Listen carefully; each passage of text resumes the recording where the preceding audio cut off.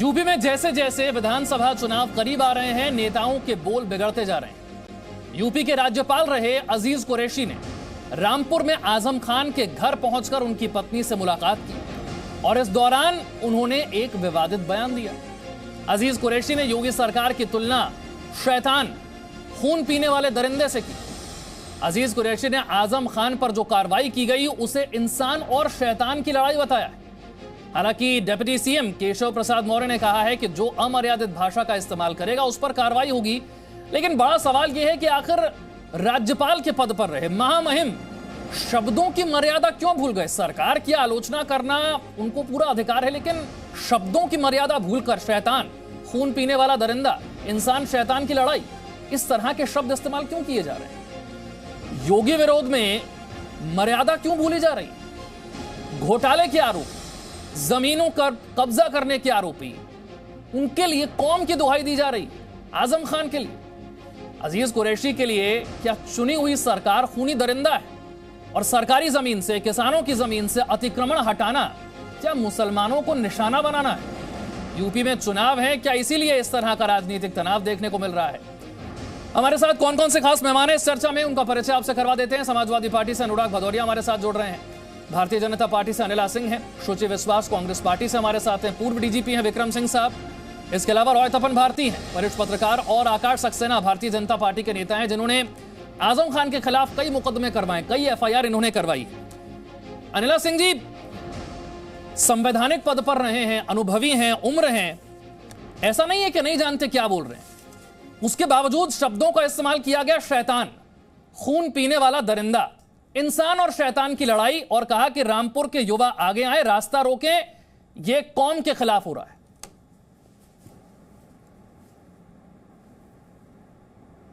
एक बड़ी देसी कहावत है कि सावन के अंधे को हरा ही हरा नजर आता है।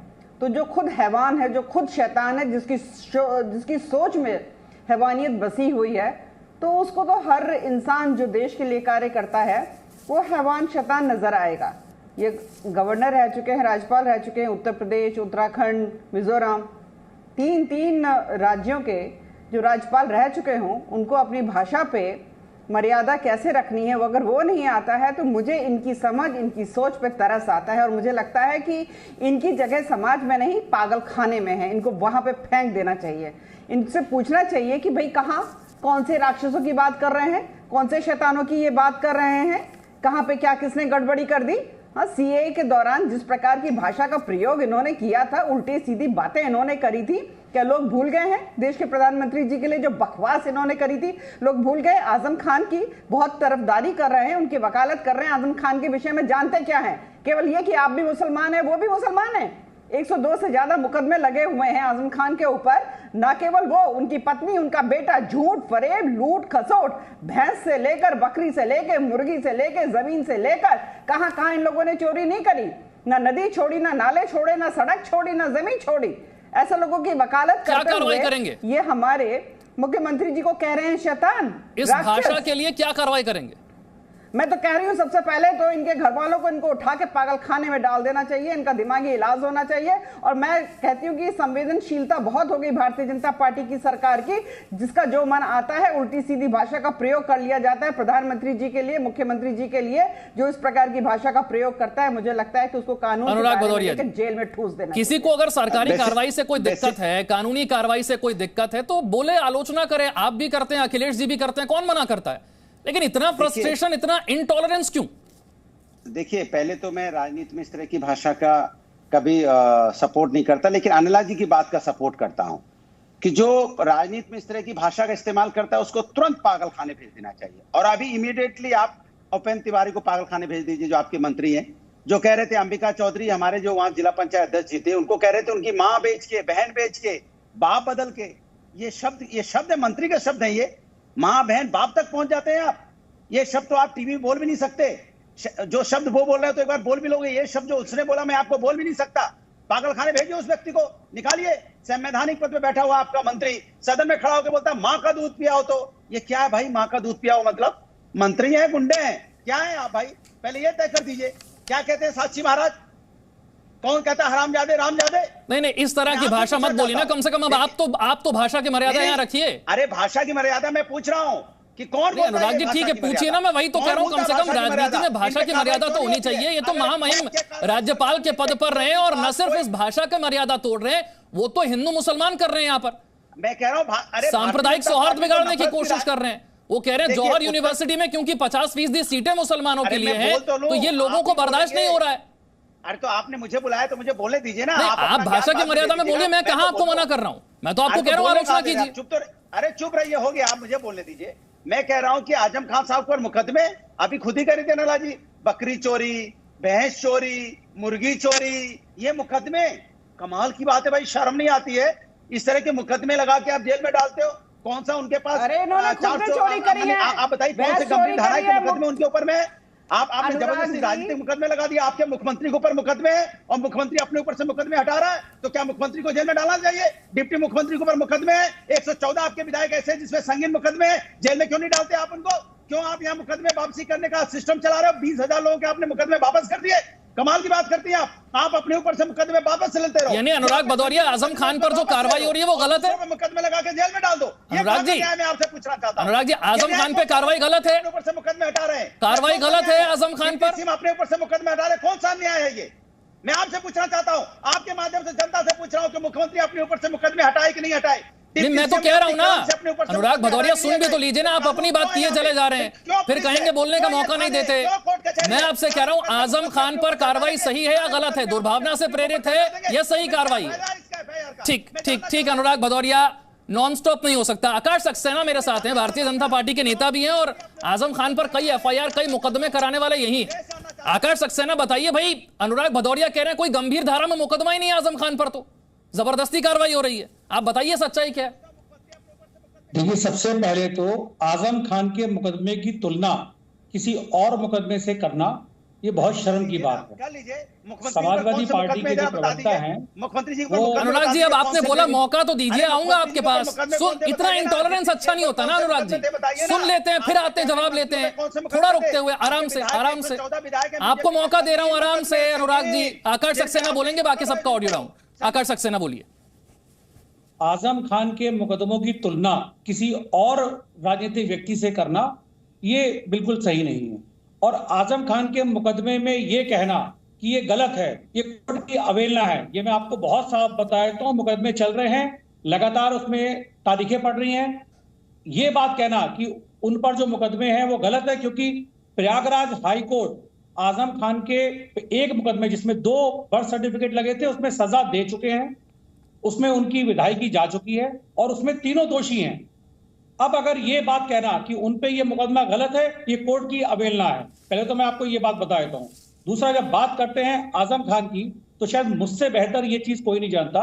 समाजवादी पार्टी के जितने प्रवक्ता हैं वो खूब तैयारी से आए आजम खान के मामले में। आजम खान एक वो शख्स है जिसने भ्रष्टाचार की ऐसी परिभाषा इस देश में लिखी है कि ये इतिहास याद रखेगा। आजम खान ने खुद अपने बेटे को विधायक बनाने के लिए 2 जन्म प्रमाण पत्र बनवाए, 2 पैन कार्ड बनवाए, 2 पासपोर्ट बनवाए, जिसकी उनकी जमानतें हाई कोर्ट से कैंसिल हो चुकी हैं, सुप्रीम कोर्ट में जमानतें चल रही हैं। उसमें शत्रु संपत्ति 250 एकड़ से ज्यादा की जो शत्रु संपत्ति है उसमें वो दोषी पाए जा चुके हैं। रामपुर से उनकी जमानत खारिज हो चुकी है। दलितों की 100 बीघा जमीन जो उन्होंने जिसपे कब्जा किया था उसमें इलाहाबाद से मुकदमा हार चुके हैं। कोई भी बात यहाँ राजनीतिक बात नहीं हो रही है, सारी पेपर एविडेंस के आधार पर बात हो रही है। उसके अलावा जो जौहर यूनिवर्सिटी का जो गेट बना हुआ है वो भी इलीगल साबित हो चुका है, उसका भी मुकदमा हाई कोर्ट से ये हार चुके हैं। अब बात करते हैं राज्यपाल, जो पूर्व राज्यपाल रहे हैं, तो इनके बारे में ये कहना कोई बहुत बड़ी बात नहीं है, क्योंकि ये वही शख्स हैं जिन्होंने 4 दिन जब यूपी का इनको चार्ज मिला था, ये वही महानुभाव हैं जिन्होंने जौहर विश्वविद्यालय को मान्यता दी थी। सारे नियमों को और ताक पर रखकर ये वही हैं जिन्होंने जौहर विश्वविद्यालय को मान्यता दी। जवाब नहीं दिया कि बीजेपी के 114 विधायकों पे संगीन मुकदमे कौन से हैं, उनके बारे में तो जवाब दे दो प्रभु। जवाब दीजिए, मुख्यमंत्री के ऊपर कौन से मुकदमे हैं, धाराएं तो बता दो। अनुराग भदौरिया, एक सेकंड, आप ही के पास आ रहा था मैं, आप फिर बीच में बोल पड़े, मैं आप ही के पास आ रहा था। मैंने आकाश सक्सेना से इसलिए पूछा क्योंकि ज्यादातर मामलों में मुकदमे इन्होंने ही करवाए हैं, एफआईआर इन्होंने ही करवाई है, अदालत की कार्रवाई को देखा है, इसीलिए इनसे पूछ रहा था। अब आप बताइए, आप जो कह रहे थे कोई गंभीर मामला ही नहीं है, कोई गंभीर मामला नहीं है। मंत्री उसके बारे में तो प्रभु नहीं बोल रहे हो आप। नहीं, मैंने कब मना किया? अब दिक्कत ये ना अनुराग भदौरिया, और यहाँ माँ बहन को गाली देने का अनुराग भदौरिया सब, अब दिक्कत ये हो जाती है कि बंगाल के बारे में बात करोगे तो बोलोगे गुजरात के बारे में बात नहीं करते, गुजरात के बारे में बात करोगे तो बोलोगे बिहार के बारे में बात नहीं करते। अब जिस टॉपिक पर बोलने आए उस टॉपिक के अलावा सब पर बात करेंगे, लेकिन आजम खान पर बात नहीं करेंगे, अजीज कुरैशी पर बात नहीं करेंगे, नहीं करेंगे ना। आप गाली दे देंगे और ये हिंदुस्तान उत्तर प्रदेश के अंदर में आपका मेरा व्यक्तिगत झगड़ा होता है, राजनीतिक झगड़ा हो सकता है, हम आपस में एक दूसरे से तू मैं करेंगे, राजनीतिक झगड़ा करेंगे, लेकिन बीवी बच्चों पे पहुंच जाओगे आप, माँ बाप पे पहुंच जाओगे आप, और एफआईआर नहीं होगी, मंत्री खुला घूमता रहेगा। कमाल की बात करते हैं। देखिए आजम खान पर नहीं बोल पा रहे ना अनुराग भदौरिया, इतनी क्या मजबूरी है, इतनी क्या मजबूरी है? तो क्या है सर, एक के बाद एक मुकदमों की लिस्ट गिना दी आकाश सक्सेना ने, कितने गंभीर धाराओं में मुकदमे हैं, लेकिन आजम खान पर आप नहीं बोल पा रहे। क्या ऐसी दिक्कत है? 114 विधायकों की लिस्ट मांग रहा हूं जो बीजेपी के जिम्मे संगीन मुकदमे, क्यों नहीं आप बोल रहे हो? अरे अनुराग भदौरिया जी, किसने मना किया है? अदालत जाइए ना, अदालत जाने से कौन रोक रहा है? शुचि विश्वास, अगर सरकार की कार्रवाई से दिक्कत है तो क्या बोलेंगे? शैतान बोलेंगे, खून पीने वाला दरिंदा इंसान, शैतान की लड़ाई, कौम के लिए काम करने वाला है, इसीलिए उस पर कार्रवाई हो रही है, ये कहा जाएगा? शुचि विश्वास, अनुराग जी, बाकी लोग भी हैं, उनके पास भी जाना है। शुचि विश्वास, जनता के सामने उत्तर प्रदेश की ठीक अनुराग भदौरिया, ठीक है, आपकी बात समझ में आ गई। शुचि विश्वास, ये 4.5 साल का काम नहीं गिनाएंगे, 4.5 साल में क्या क्या बताएंगे नहीं। शुचि विश्वास बोलिए। बच्चों की मौत हो रही है लगातार, बच्चों। अनुराग जी, नॉन स्टॉप नहीं हो सकता ना, चुनावी भाषण थोड़ी ना है, बाकी लोगों की भी बात सुननी पड़ती है, इतना इंटॉलरेंस ठीक नहीं है। शुचि विश्वास बोलिए। आत्महत्या कर रहा है, बोलने को तैयार नहीं, आखिर चाहते चाहिए। जो भी लोग राजनीतिक पदों पर हैं, सार्वजनिक पदों पर हैं, संवैधानिक पदों पर हैं, उनका ये नैतिक दायित्व है कि वो ऐसे शब्दों का चयन करें, क्योंकि उनके एक विचार से लाखों लोग जुड़ जाते हैं। चाहे वो श्रीमान योगी आदित्यनाथ जी स्वयं हो या पूर्व में दिए गए उनके कब्रिस्तान और शमशान के बयान हो, वो किसी के भी हैं, वो आलोचना के योग्य हैं।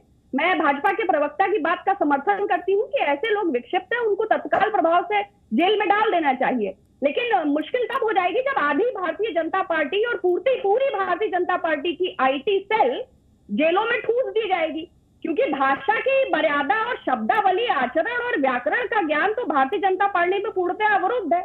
इनको तो गाली गलौज, ट्रेलिंग और ट्रेंड का इतना बीभत्स अनुभव है। इन्होंने तो कैरेक्टर असैसिनेशन और विपक्ष के नेताओं की छवि को धूल दूसरित करने के लिए तमाम सारे पवन शर्मा 3 रुपए 20 पैसे में रजिया बानो बनाकर अपॉइंट कर रखे हैं। ये तो अपने बूथ कार्यकर्ता सम्मेलन में खुलेआम कहते हैं कि भाई गलत चीजों को वायरल करो।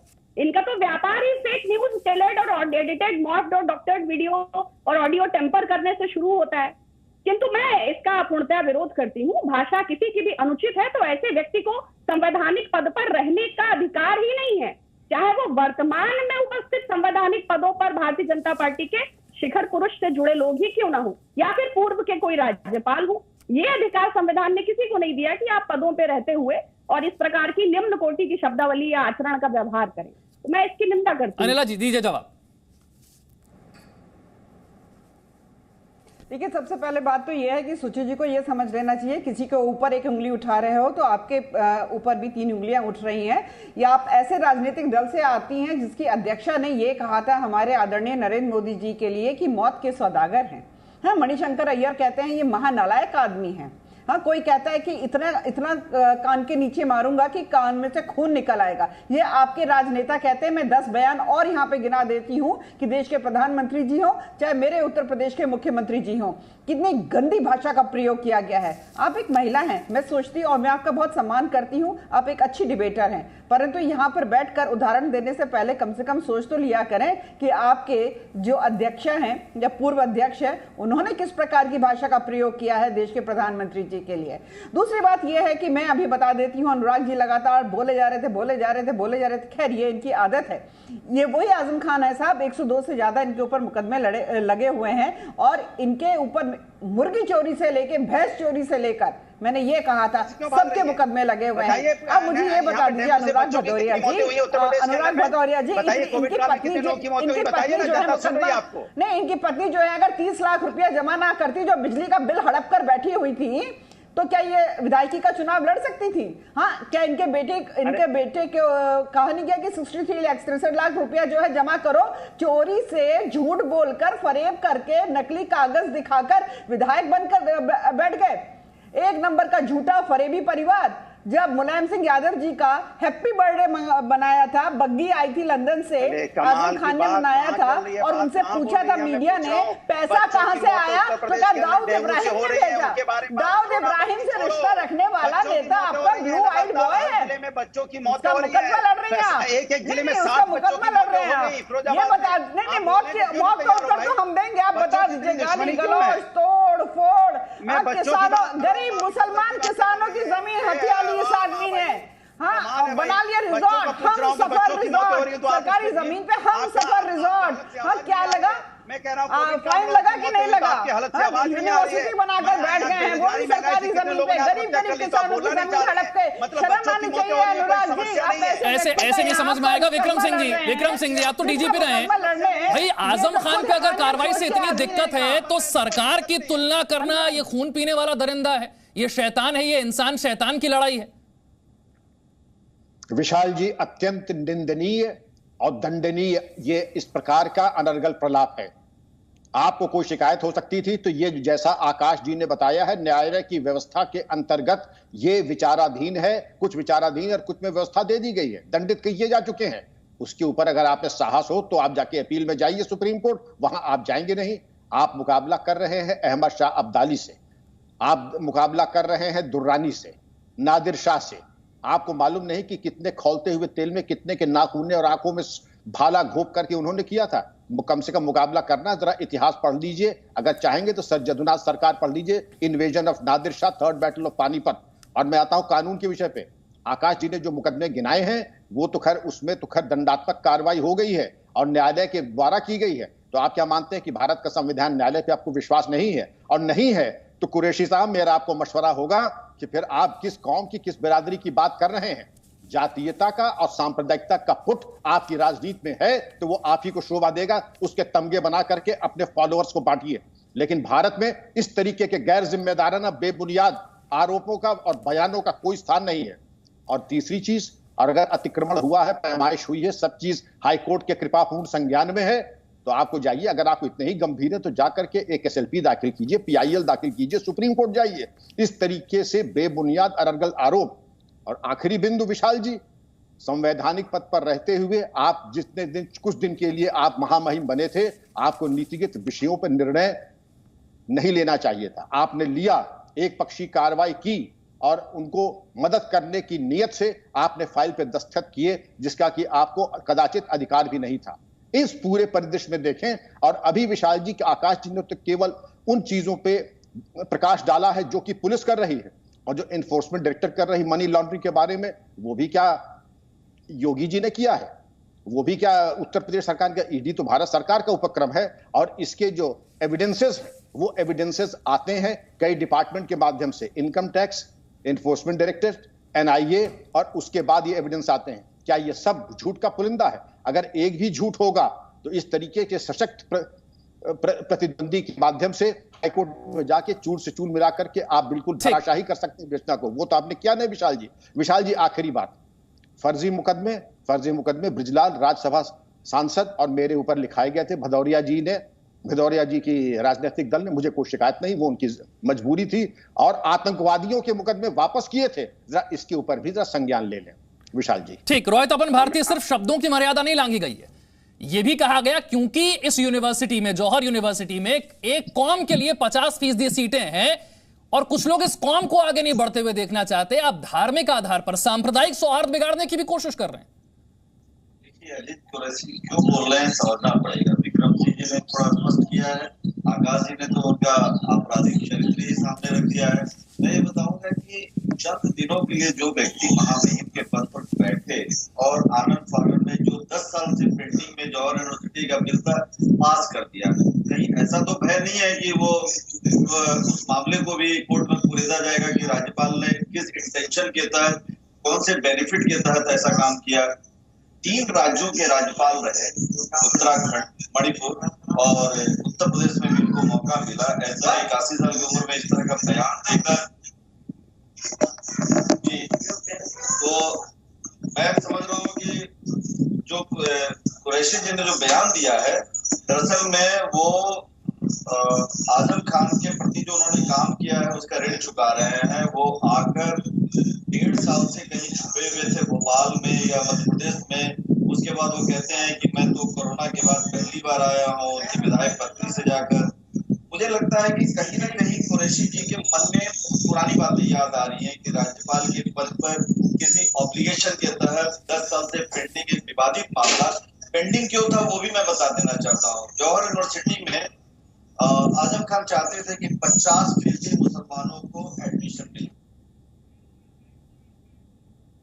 आपके ऑडियो में थोड़ी सी दिक्कत आ रही है, अनुराग भदौरिया बोलिए।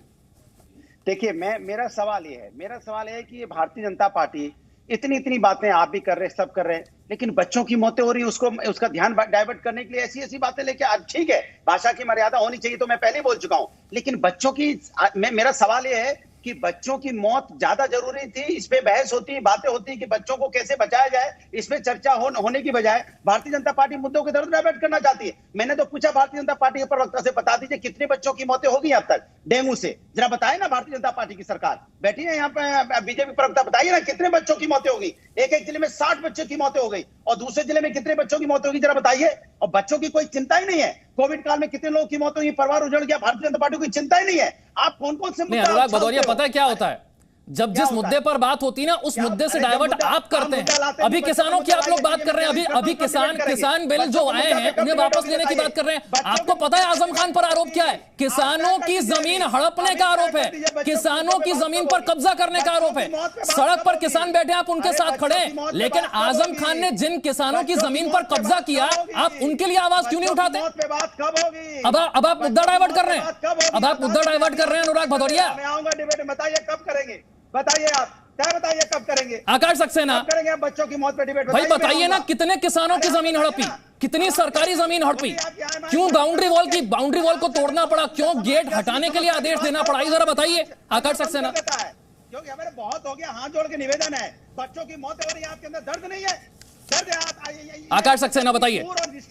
ठीक, आकाश सक्सेना। नहीं, सारे दर्द का ठेका तो समाजवादी। एक सेकंड अनिला जी, आ रहा हूं आपके पास। आकाश सक्सेना अपनी बात पूरी कर लीजिए। चले जा रहे हैं आप आकाश सक्सेना जल्दी से। ठीक।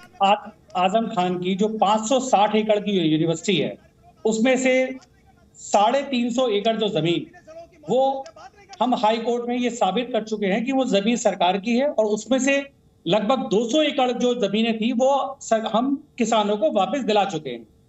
आज लगभग 80% जो जमीनें थी वो मुसलमानों की थी वहां पर, जिनको दिलाने के लिए हम लड़ाई जीत चुके हैं।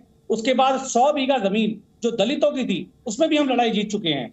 एक मैंने आपसे पहले भी कहा था, ईडी का मामला चल रहा है, उसमें भी अभी जो मेरी ही शिकायत पर उसमें आजम खान 1995 में अपनी ट्रस्ट बनाते हैं तो वो ट्रस्ट बनती है 10,000 रुपए से। आज उनके पास जो उनके अकाउंट में जो पैसा है वो 1200 करोड़ रुपया है। सबसे मेरे पास सारी बैलेंस शीटें मैंने वहां पर उनकी दाखिल की हैं। एक बार मुझे जवाब तो दे दें कि क्या ऐसी चीज है, कहां से डोनेशन इन्होंने लिया, कहां से पैसा आया जो आज ये 1200 करोड़ रुपए इनके पास जो इकट्ठा हुआ है। इसके अलावा आजम की पूरे देश में, इसके अलावा देश के बाहर संपत्तियां ऐसी है कि अगर आप सुनेंगे तो आप चौंक जाएंगे, क्योंकि वो अभी समय मेरे पास थोड़ा सा कम है। अनिला जी आखिरी कमेंट। भाई मुसलमानों का रहनुमा बनने की बात करते हैं, उनकी जमीन हड़पी हुई है, किसानों के साथ खड़े होने की बात करते हैं, उनकी जमीन हड़पी हुई है, फिर बोल रहे हैं मुद्दा डाइवर्ट कर रहे हैं। अनिला जी बोलिए। नहीं ऑब्वियसली आप करंट मुद्दा है बच्चों की। देखिए विशाल जी, जिनका जो धर्म जो ईमान होता है वो पैसा हो जाता है, तो वो तो सीधी सी बात है ना, वो अपने धर्म के लोगों को छोड़ेंगे ना दूसरे के धर्म को छोड़ेंगे। यहाँ पर आजम खान जो है आप ये बता दीजिए, जिसके माफियाओं के साथ संबंध हो तो वो भू माफिया बनेगा कि नहीं बनेगा? ये भू माफिया बना हुआ था, जल निगम की भर्ती में इसने घोटाला किया हुआ है। यहाँ पर कहाँ इसने घोटाले नहीं किया? ऐसे 102 मुकदमे इनके ऊपर दर्ज नहीं है, इनकी बीवी के ऊपर मुकदमे दर्ज है, इनके बेटे के ऊपर मुकदमे दर्ज है। या तो मैंने गांधी परिवार ऐसा देखा जो पूरा का पूरा परिवार जो है सत्ता में रह के भ्रष्टाचार में लिप्त है, या मैंने आजम खान का परिवार देखा सत्ता में रह के भ्रष्टाचार में लिप्त है। दोनों के दोनों जो है केवल और केवल एक ही चीज सोचते हैं, चाहे गांधी परिवार हो चाहे अनिला जी आखिरी कमेंट, कार्रवाई क्या करेंगे? आखिरी कमेंट 10 सेकंड। नहीं, कार्रवाई बिल्कुल, मुकदमे चल रहे हैं और मुकदमे तहत जो कड़ी से कड़ी कार्रवाई होने के बाद सजा होती है। ठीक, कड़ी से कड़ी कार्रवाई करने की आप बात करें। बहुत बहुत शुक्रिया सभी खास मेहमानों को चर्चा में जुड़ने के लिए। लोकतांत्रिक तरीके से चुनी हुई सरकार है, सरकार की आलोचना करना ये कोई मना नहीं कर रहा है, इसमें कोई दिक्कत नहीं है, लेकिन कम से कम संवैधानिक पद पर रहे हुए शख्स इस तरह की भाषा अगर बोलते हैं सरकार के लिए, ये इंसान शैतान की लड़ाई है, खून पीने वाले दरिंदे हैं, तो कम से कम भाषा की मर्यादा का ख्याल रखना चाहिए। चुनाव आते जाते रहेंगे, लेकिन एक चुनी हुई सरकार पर कमेंट करने से पहले भाषा की मर्यादा जरूरी है। Presenting B News app available on Google Play and App Store. Download it now.